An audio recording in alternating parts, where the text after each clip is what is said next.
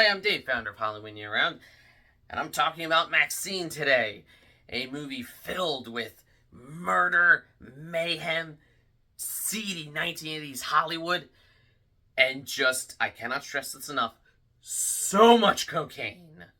Stalkers terrorizing Los Angeles. I can handle myself. So said every bad girl in Hollywood.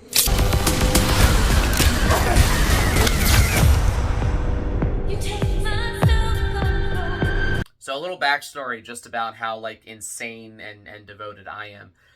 I saw Maxxxine a week early at a screening at Alamo Drafthouse in Washington, D.C. Except here's the thing. I'm from the Philly area, so I drove all the way from southeast Pennsylvania to Washington, D.C. Only took me about maybe 2 hours, 15 minutes. It's a pretty easy drive. And when I got there, other people had driven further. That's how anticipated this movie is. I cannot stress that enough. You know, Ty West coming out of the gate with X was it was like, oh, this is like a cool movie. It's like, Boogie Nights meets Texas Chainsaw Massacre. It's, but it's deeper. It's a dirty movie, but with ideas about the fear of aging and the American dream and just all that stuff. And then at the end of it, it's like, oh, we're getting a prequel about the killer. And then we get Pearl, which I actually like Pearl better than X. It's this, again, inspiring story about the American dream, but it's 1918. It's very hopeful and whimsical. Pearl is it's like Judy Garland turning into Lizzie Borden.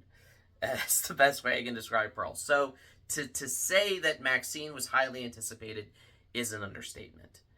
That being said, this one, Pearl and X were written back to back and shot back to back, and you can tell.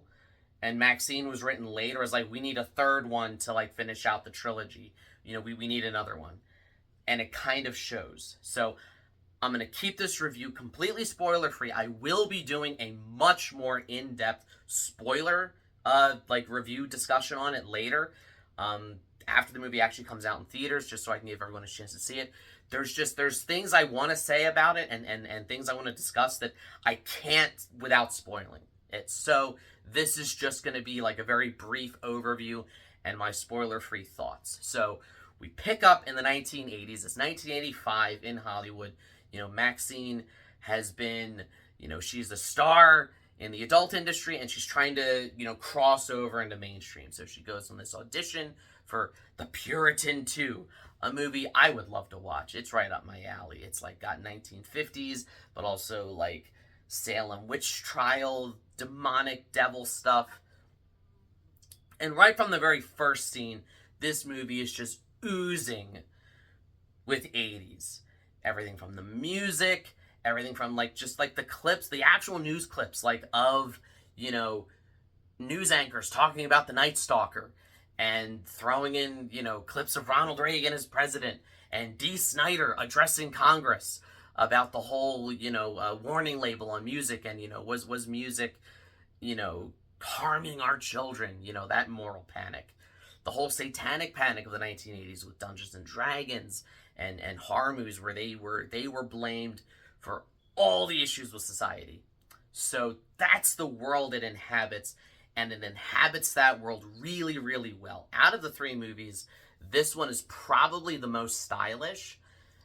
Part of that is because the 80s is just a flashier style, but I love that it sets itself apart from the other two. Each one of these movies has such a distinct style and voice and setting, completely unique from the others in it. And even though it's only been 6 years since X, that was set in 1979, the world is very different. We're not in 1970s Texas anymore. We're in 1980s Hollywood.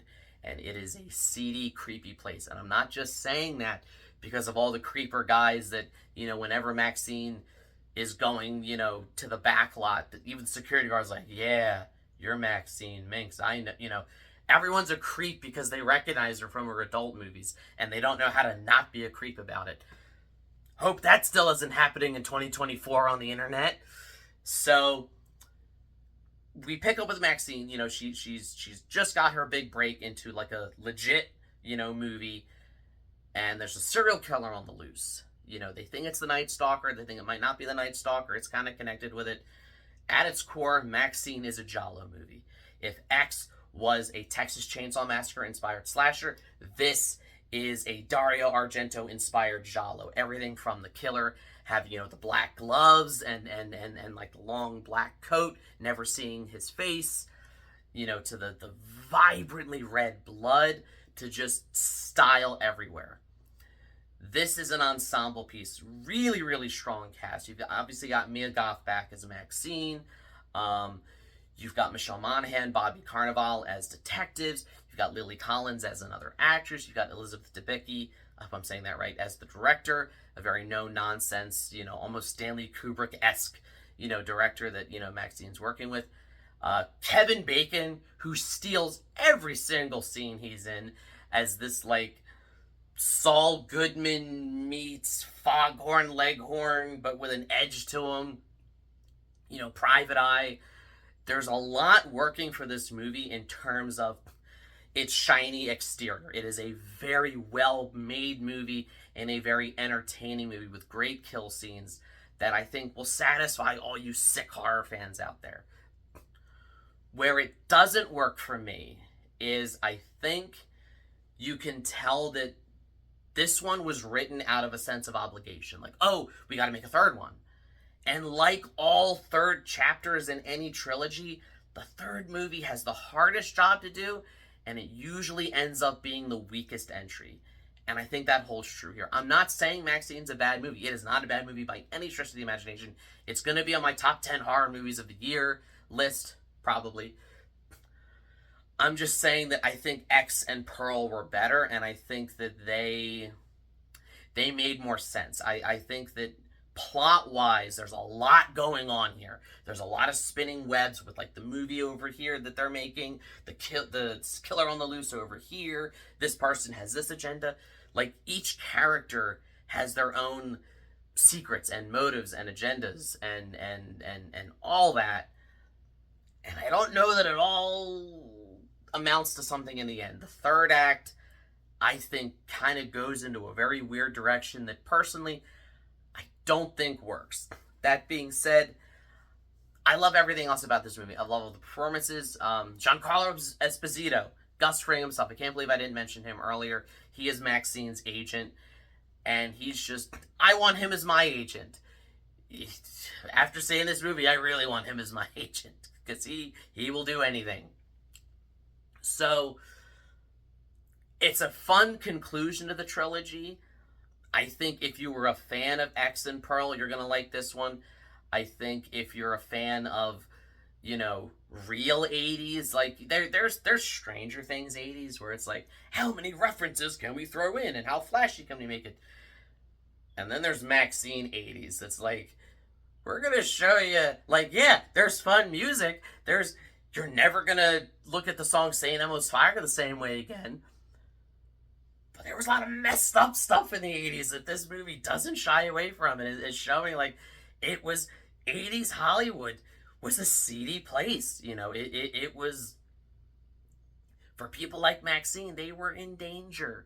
Not just from creeps in alleys, but from serial killers. This was the summer of the Night Stalker.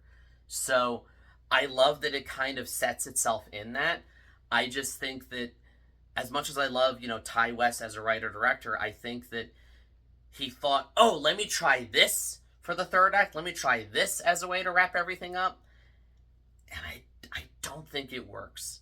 But again, these are just my thoughts. I would love to hear your thoughts.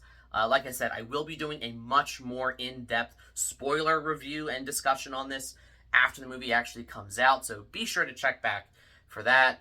Like, share, subscribe, all the YouTube stuff. If you don't, you may end up stuck in 1980s CD Hollywood with a creepy Night Stalker Giallo killer on the loose looking for you. And as always, every day is Halloween.